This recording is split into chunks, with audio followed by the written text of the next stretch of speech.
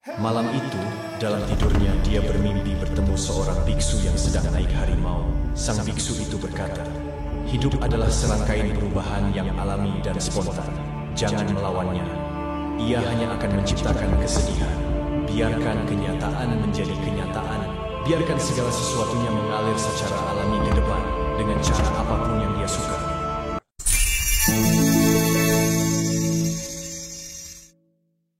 Di lereng bukit sebelah timur, sebuah rumah mewah berdiri gagah di antara rumah-rumah lainnya. Keluarga Tan tinggal di situ bersama beberapa orang pembantu setianya. Rumah juragan rempah-rempah itu biasanya tenang dengan sedikit aktivitas. Namun sejak beberapa hari ini banyak orang datang untuk berduka. Suami Nyonya Tan mati di tangan perampok dalam perjalanannya ke kota.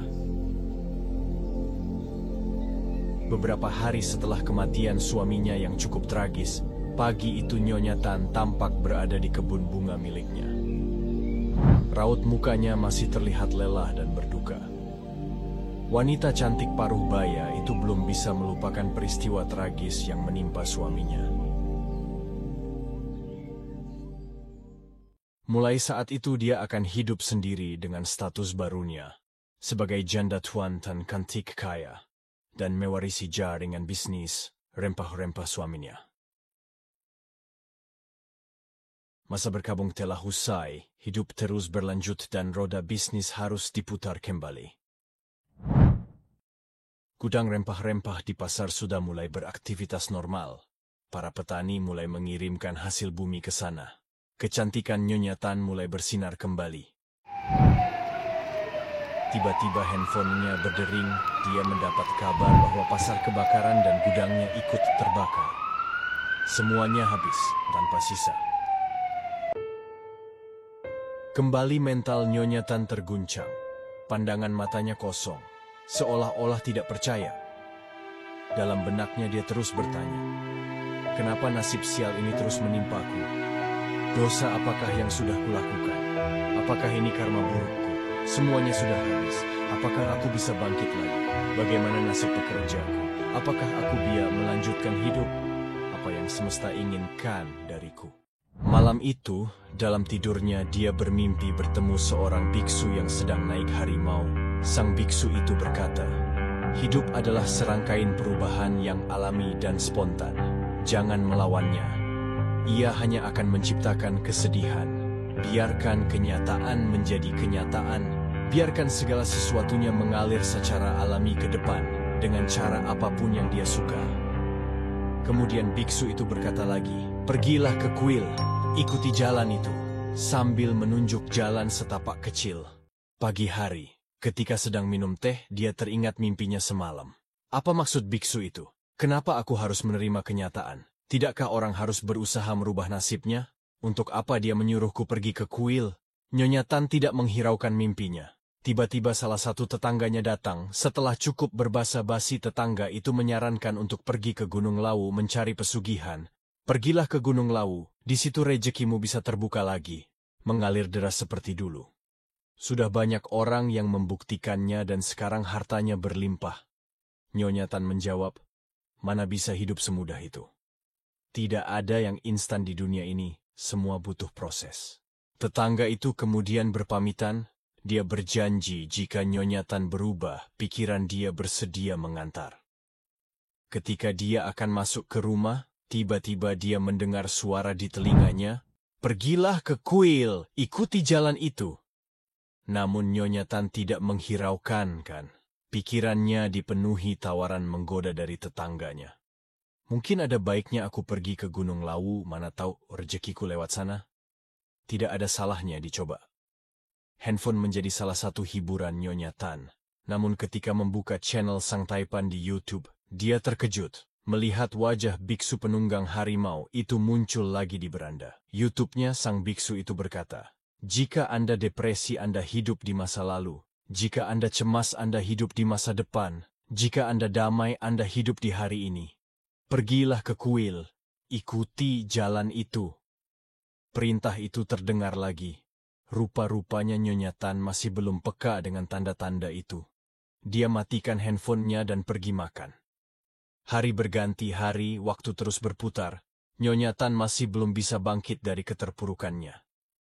Janda cantik itu sudah lupa dengan tanda-tanda yang diberikan semesta. Saya bertanya kepada pemirsa channel Sang Taipan, pernahkah Anda mendapatkan pesan semesta seperti Nyonya Tan? Apa yang Anda lakukan setelah itu? Apakah semua orang seperti itu?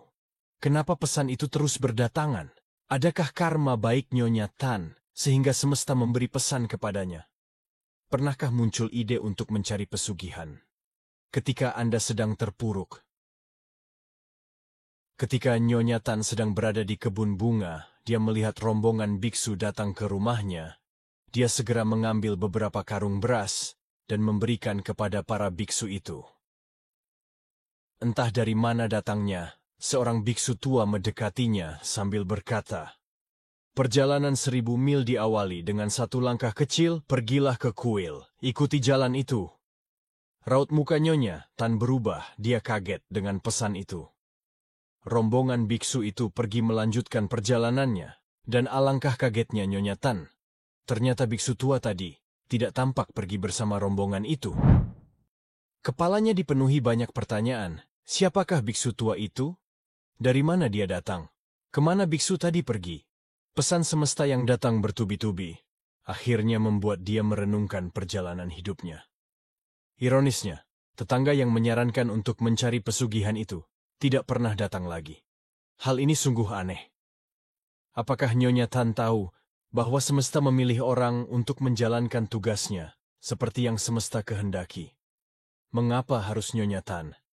Adakah semesta menyiapkan jalannya untuk Nyonya Tan? Apakah semesta juga sedang melindungi Nyonya Tan? Bagaimana mungkin semua ini terjadi? Kuil itu berada di atas sebuah bukit. Tidak mudah untuk sampai ke sana. Jalan yang ditunjukkan biksu itu adalah jalan setapak yang sekarang jarang dilewati orang. Setelah cukup lama berjalan, sampailah Nyonya Tan di pinggiran desa. Kali ini dia harus menyusuri pinggiran sungai untuk sampai ke kuil.